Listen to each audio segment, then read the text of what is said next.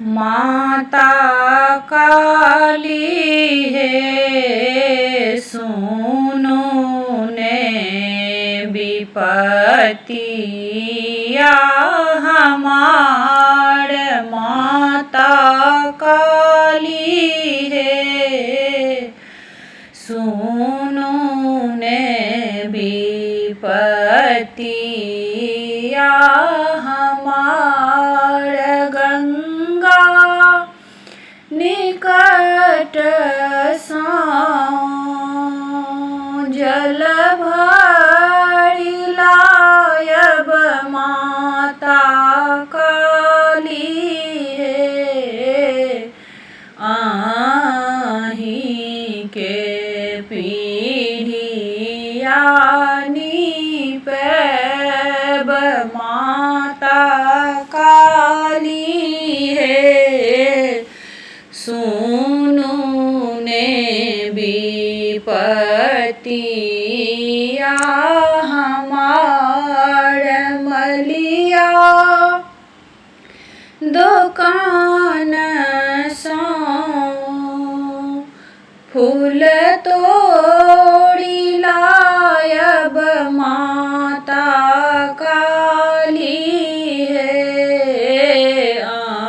आही के फूलो चढ़ैब माता काली है। सुनो ने विपत्तिया हमार। मलिया दुकान सो मोरो मंगायब माता काली है। से हो मोर आही के टंगैब माता काली है। सुनो ने विपत्तिया हमार। हलुआई दुकान सो मधुर मंगायब माता काली है।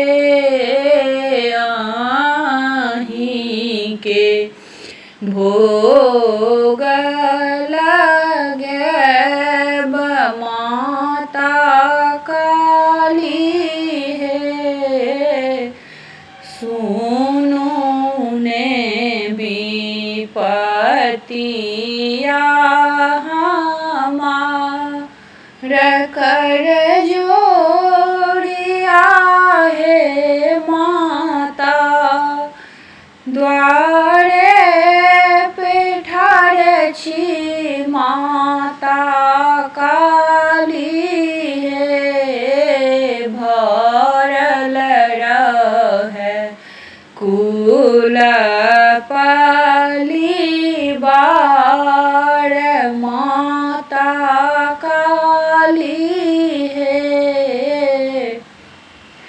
सुनो ने विपत्तिया हमार।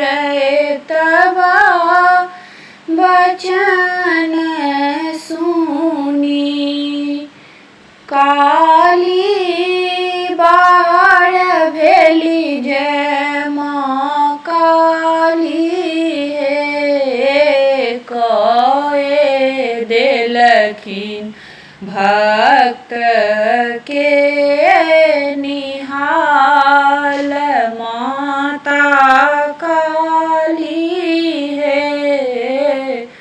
सुनो ने विपत्तिया हमार।